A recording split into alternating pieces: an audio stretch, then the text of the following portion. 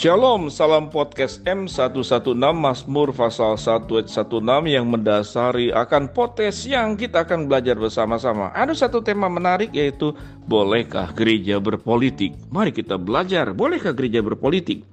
Perdebatan dalam masyarakat kita mengenai hubungan gereja dan partai politik sekaligus dengan kegiatan politik praktis. Bolehkah gereja berpolitik? Dalam konteks kenegaraan Indonesia menjadi suatu pertanyaan yang harus dijawab secara hati-hati. Jawaban yang berbeda adalah suatu hal yang lumrah, namun jawaban harus tetap diberikan, boleh atau tidak, yang didukung dengan suatu alasan berdasarkan kajian yang ilmiah dan bertanggung jawab. Kajian dapat dimulai dengan mendefinisikan kata gereja secara konseptual teologis.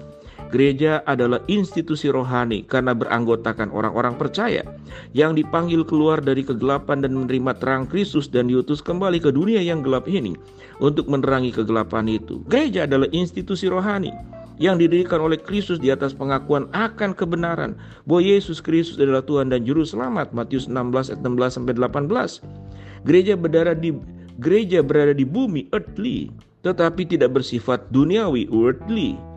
Gereja adalah lembaga Allah yang sakral, kudus, yang tidak boleh dikotori oleh nafsu dan ambisi-ambisi duniawi. Kegiatan politik tidak dapat dipisahkan dari partai politik, maka partai politik sering disebut sebagai kendaraan politik. Melalui partai politik inilah golongan atau kelompok orang menyampaikan aspirasi politiknya yang tidak jarang juga sering sebagai alat untuk memaksakan kehendaknya. Partai politik akan mengutamakan kepentingan partainya, sekalipun dengan embel-embel untuk kepentingan negara. Namun partai politik adalah sah di dalam sebuah negara yang demokratis, di mana warganya bebas menyampaikan opini. Dalam perjalanan sejarah, silih berganti terjadi dominasi gereja atas negara. Karena itu, para apologet dan para teolog Kristen sejak gereja mula-mula sampai sekarang ini berusaha untuk mencari hubungan yang relevan antara gereja dan negara, dan kegiatan berpolitik sebagai tanggung jawab warga gereja selaku warga negara. Belakangan kebanyakan dari mereka berpendapat bahwa gereja harus dipisahkan dari negara. Negara tidak boleh mencampuri urusan gereja. Sebaliknya, gereja patut memberikan sumbangsi sebagai perwujudan dari menjadi garam dan terang dunia. Untuk itu, gereja sebagai institusi rohani tidak perlu terlibat dalam aksi politik praktis. Gereja juga tidak perlu mendukung partai politik, sekalipun itu partai politik Kristen yang didirikan oleh para pendeta atau rohaniawan manapun juga, baik secara langsung maupun tidak langsung. Para rohaniawan, yaitu pendeta dan pejabat gereja lainnya, merupakan representasi umat dan gereja Tuhan. Bila para rohaniawan dan pejabat gereja lainnya sudah menjadi bagian dari kegiatan politik praktis, siapa lagi yang akan menggembalakan umatnya? Termasuk para politisi Kristen, yang mana mereka bukan rohaniawan dan bukan pula pejabat gereja.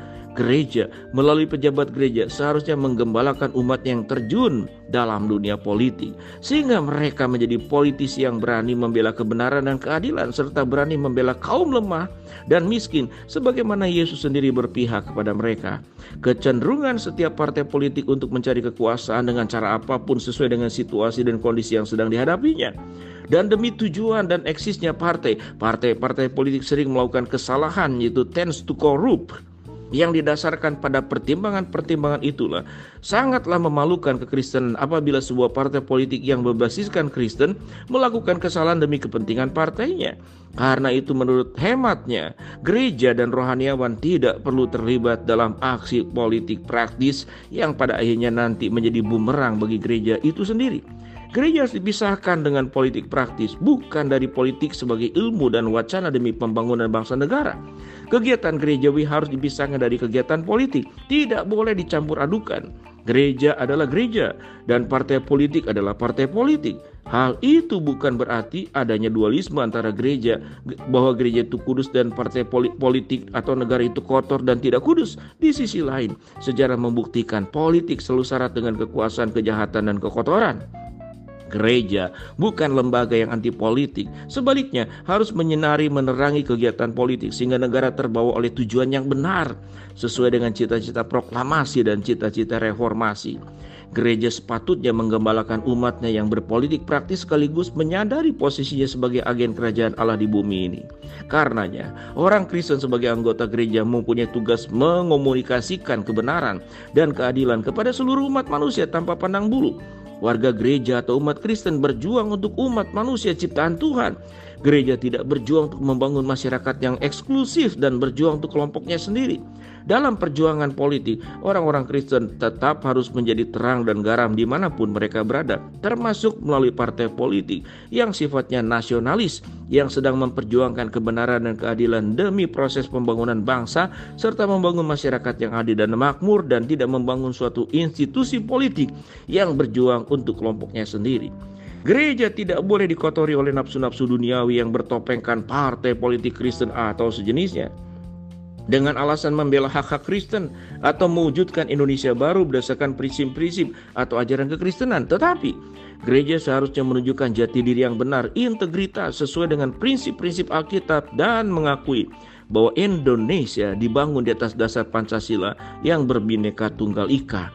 Gereja seharusnya hadir memberikan sumbangsi yang tidak ternilai harganya, yakni mendukung reformasi kebangsaan yang sudah terpuruk, menghargai Pancasila, konstitusi dan lembaga pemerintahan, meningkatkan pelayanan sosial, meningkatkan pelayanan perdamaian, turut serta meningkatkan mutu pendidikan nasional, turut serta meningkatkan stabilitas nasional, bersatu sebagai teladan bagi persatuan nasional, dan turut meningkatkan demokratisasi. Hal ini dapat dimulai dengan cara di mana gereja mengamanatkan terhadap kinerja pemerintah, tetapi dengan cara yang hormat dan sopan, bukan demonstrasi urakan yang tidak tahu apa yang mau disuarakan.